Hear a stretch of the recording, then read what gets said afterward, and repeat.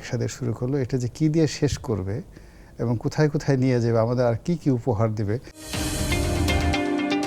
গত পরশুদিন American embassy বাংলাদেশে কিছু রিক্সা ছেড়েছে আমেরিকান ফ্ল্যাগ সহ।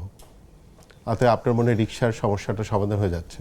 না, এটা তো হ্যাঁ, একদিকে হলো যে মানুষের দারিদ্রতা নিয়ে যখন মানুষ ঠাট্টা করে, মস্করা করে, এটা এক ধরনের সে যেটাকে রেটোরিক বললো, যেটা হাই কোয়ালিটি রেটোরিক। এখন এই যে আমেরিকার যে রাষ্ট্রদূত আসছে, একটা অদ্ভুত প্রকৃতির, এরকম সুন্দর রাষ্ট্রদূত আমি কখনো দেখিনি। বিশাল লম্বা, 6 ফিট থেকে 7 ফিট হবে, তার পাশে মানে আর্য। তার পাশে যদি আমাদের প্রধানমন্ত্রীকে দাঁড়া করানো হয়, মোটামুটি কেমন দেখাবে জানি না, তবে জামাতের সভাপতি ডক্টর শফিককে যদি দাঁড়া করানো হয়, ভীষণ রকম অদ্ভুত লাগবে। এত লম্বা, এত সুন্দর। আপনাকে কি গালিভার্স ট্রাভেলস রিকল করবে? রাইট, গালিভার্স ট্রাভেলস রিকল করবে। তো সেই লোক যে কাজকর্ম করছে, মানে একে ইচ্ছে করেই বোধহয় ডোনাল্ড ট্রাম্প বাংলাদেশে পাঠিয়েছে।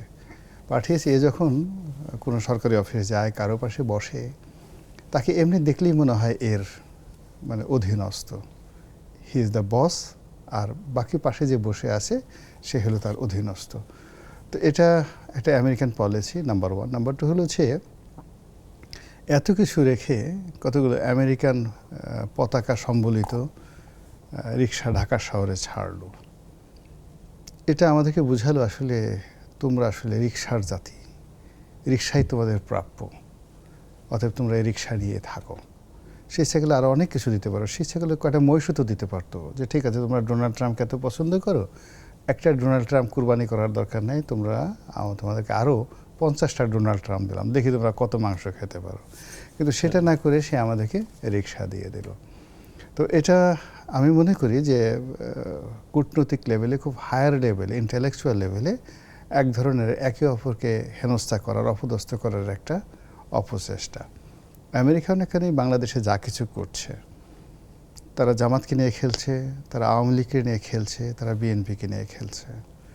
তারা জনাব ফরহাদ মাজাহার থেকে শুরু করে ওই যে আর একটা গ্রুপ আছে যারা ভাববাদী, যে দেখবেন যে খুব ঠিক গাঁজাও খায় না, গাঁজা খায় কিনা আমি বলতে পারবো না, কিন্তু যারা গাঁজা ঠাজা খায় তাদের সাথে তার ভীষণ রকম সম্পর্ক।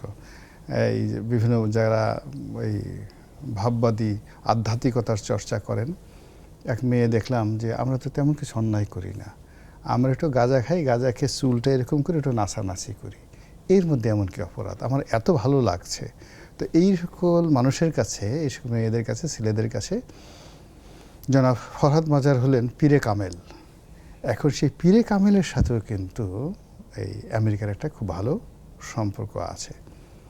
তো এখন তারা এই যে রিক্সা দিয়ে শুরু করলো, এটা যে কি দিয়ে শেষ করবে এবং কোথায় কোথায় নিয়ে যাবে, আমাদের আর কি কি উপহার দিবে, এটা এখনো পর্যন্ত আমি বুঝতে পারছি না। রনি ভাই শুধু উপহার দেবে না, উপহারও কতটুকু নেবে